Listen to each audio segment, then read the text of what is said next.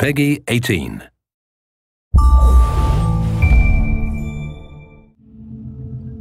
Hi there, my name's Jamie Keane, I'm the lead game designer on Far Cry 3, and this is Mark Thompson, I'm the level design director. So what we're going to show you today is we're going to show you a run through. So you find yourself to begin with in Amanaki village. Now this is one of the hubs in the game.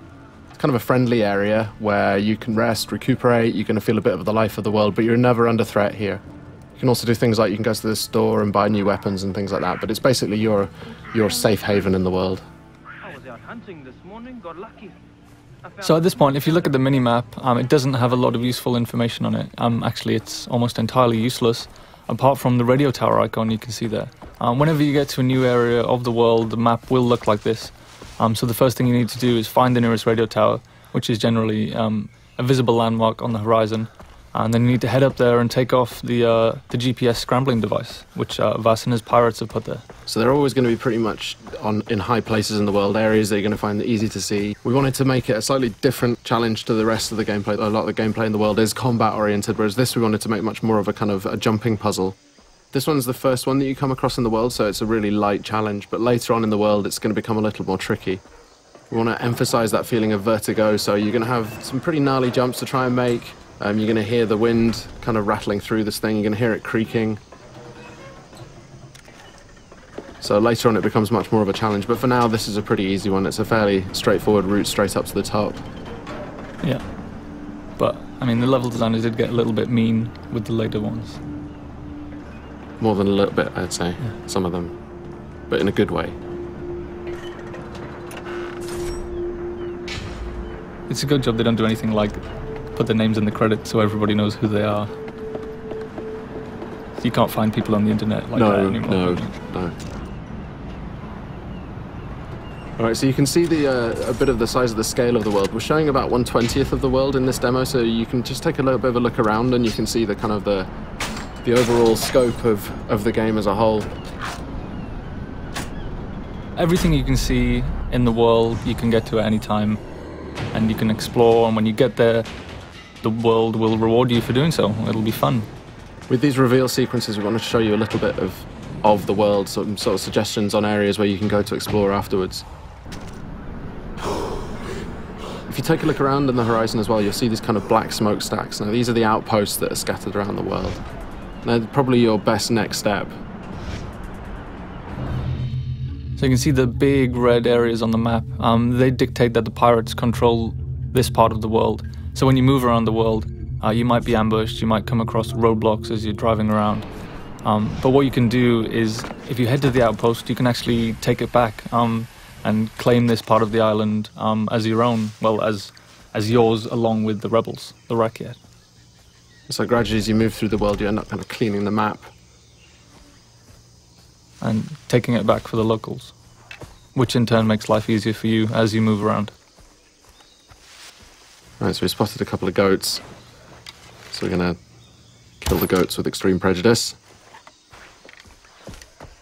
It was quite unfriendly, I thought.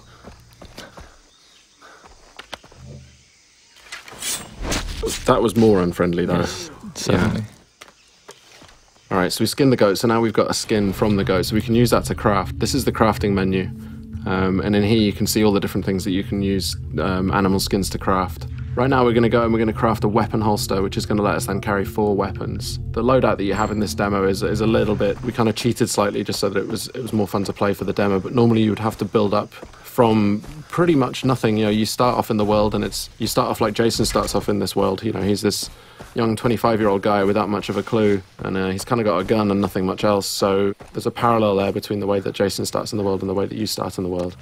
Again, the locals need the help of a plucky young hero. Jason hears the call of duty and sees an opportunity for a Medal of Honor, so he heads out into the battlefield to try and resolve the crisis in uncharted territory. And it's kind of the borderland between a series. Alright, so we're here at the outpost now. Now we've got the camera out, which is going to give us a kind of a bit of a chance to look around and spot some enemies, tag them so we can work out a better route, a better path. This is one of the things that wasn't part of Far Cry 2 really, but It was a cool feature in Far Cry 1 that we liked, so we brought it back. And these outposts as well, they're going to really change the feel of the world. If you take them out, then you control the area, and then the Rakyat are going to move in. It's no longer going to be enemy controlled, it's going to be friendly controlled, so it's much easier for you to move around in the world. But you've got to take it out first.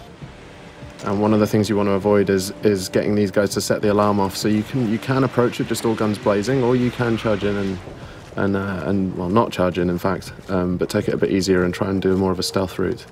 Spot the guys first, try not to get spotted. If they do spot you, they're going to run for an alarm, so you want to stop them setting that alarm off.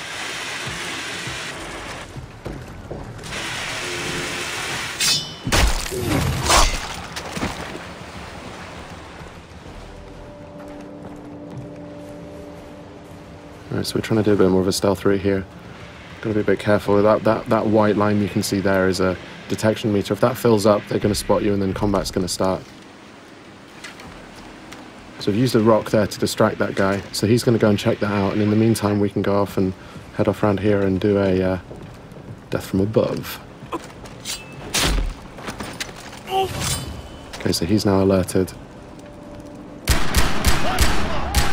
So these guys, you can see he's heading over for the alarm there. That's a good shot.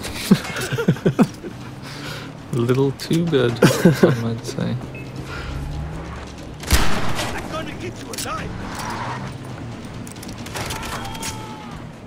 Alright, so it's all kicked off now because they can hear you. So this is the thing. I mean, once you do go weapons loud, the world reacts to it, and the world's going to come and find out and see what you're up to. And it's not just the guys in the outpost. If there are any patrols that are moving around the area, like boat patrols might come in from the ocean, or any guys driving along the roads nearby, they're going to hear gunfire, and they're all going to be attracted. Another good shot there, I think. A little too good. Yeah. Could you just shut the alarm?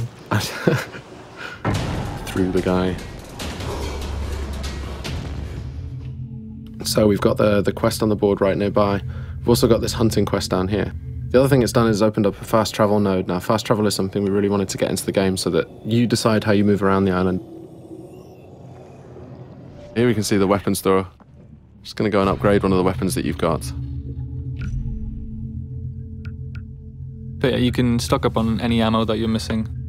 You can buy consumables like health packs and body armor. You can buy maps as well if you're interested in exploration. It's going to show you where all the different collectibles are. You can see where all the chests are. You can see where all the relics and all the lost letters and the memory cards are. Alright, so this is the weapon upgrade system. So each weapon has a different set of upgrades that you can use.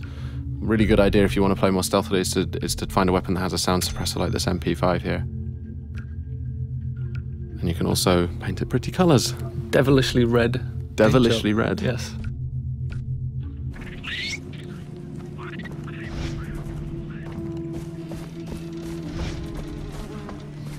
Alright, moving up to take this quest, which is just on the board over here.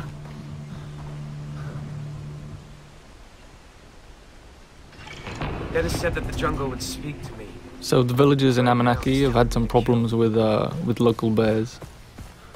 They've been killing them, I guess. That's the problem they've had with them. They've been dying by bear. And the thing with these as well is we want to add a sort of a gameplay challenge as well. So it's not just going to be a question of getting in there and shooting them, however, but we want to add a little bit of a challenge in terms of the weapon that you can use. So this one, you've got to use a shotgun to take these bears out. You've also got to find out where the bears are. So you've got that 3D objective marker, sorry. You can use a knife as well. Oh yeah, you can use a knife too, yes. But, yeah. Knife versus bear. It's a bad life choice. Always a good choice, always a good decision. Alright, so we're coming up on the quest location now, so we've got to go and pick up a shotgun. And you can see on the minimap we've just dipped into a new undiscovered part of the world. So if we didn't want to go kill these bears, we could head off to that radio tower and unlock a new section of the map and unlock some new side quests and things to do. But right now we're going to go and shoot bears. In the face? No, well I decided not to go within the face because... That would be too efficient. It would be. But there we can see it. Alright, now, bears can take a lot of punishment and they pack a real punch, as you can see there. When you get hit by them, you really know about it. I've seen it go a lot worse than that. Definitely. Well, that's the thing, because you feel all confident because, you know, they're not closing very quickly and then suddenly knock you over. Yeah. All right, so we're into the cave now. And this is it's a whole new dimension, I guess, that we added to Far Cry, is lots of interior spaces. There's something that the tech couldn't do back in Far Cry 2, so it's something we added, so you'll have lots of... and it just adds lots of interesting avenues for exploration.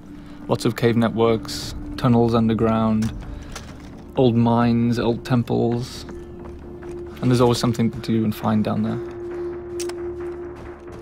It's true. And you have a flashlight as well, so you can see where you're going. Indeed.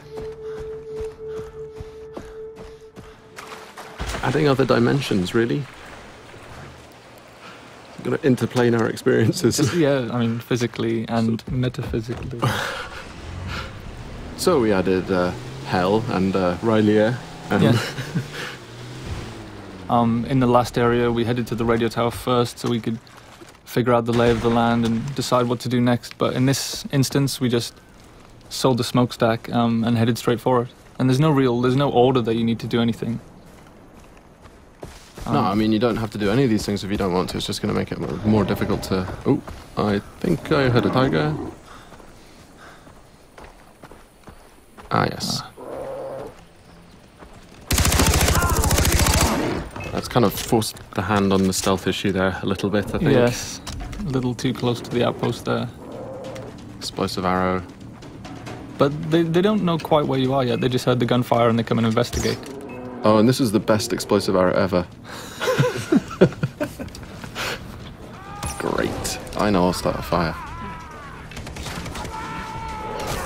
So you can see there we used a few different types of arrowhead.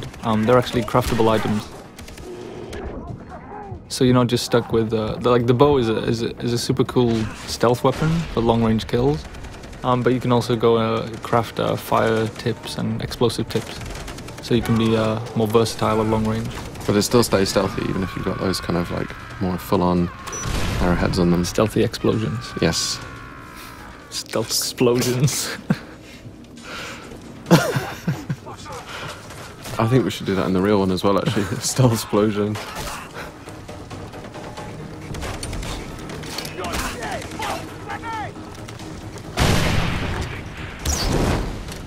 So yeah, this one, when the stealth thing went out the window, I think it was just all guns blazing. Oh, and the alarm's been triggered as well. Great. But you can see we've got, obviously the fire tech is back from Far Cry 2. I wanted to really make sure that we kept that one in. It's a really important part of the gameplay. You can really kind of corral people using fire. And the wildlife as well. And the wildlife too. Now you may have heard just on the VO there, they're letting you know which direction that they're coming in from, so you can kind of prepare. If you've got a little bit of time, you can see that countdown ticker, and you can kind of prepare for when these guys come in. That was a warm welcome. Yes. And there he goes, flying through the air. No fun was had there at all. No. No, I didn't enjoy that at all. I enjoyed the bit where you missed everyone with the arrow at the start. Really? Still? Seriously? Man. And that's the end of the walkthrough today. So thanks very much for listening in. Far Cry 3 is coming out on Xbox 360, PS3 and PC. Looking forward to seeing you guys out there.